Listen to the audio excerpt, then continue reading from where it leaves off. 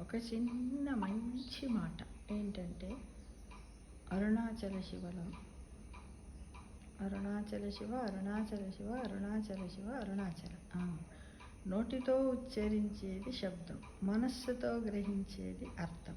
శబ్దార్థాలే పార్వతీ పరమేశ్వరులు అని మనకు పెద్దలు చెప్పారు. దాన్ని మనమందరం కూడా నమ్మాలి. కాబట్టి ప్రతి ఒక స్తోత్రాన్ని కానీ కీర్తనని కానీ మనము నోటితో ఉచ్చరించాలి. అదే మనకు శబ్దంగా వినపడుతుంది. ఎవరికి? పార్వతీ పరమేశ్వరుడు. మనం మనస్సుతో గ్రహించితే అర్థమవుతుంది. అంటే మనం ఎవరైనా ఉచ్చరించినప్పుడు వింటే శబ్దంలా వస్తుంది, మన మనసుతో గ్రహించి అర్థమవుతుంది. ఆ శబ్దార్థాలు రెండు కలిస్తేనే పార్వతీ పరమేశ్వరులు అవుతారు ఫ్రెండ్స్. కాబట్టి ప్రతి ఒక్కరు కూడా అరుణాచల శివ మహత్యం ద్వారా మనం ఈ విషయాన్ని తెలుసుకోగలుగుతున్నాం.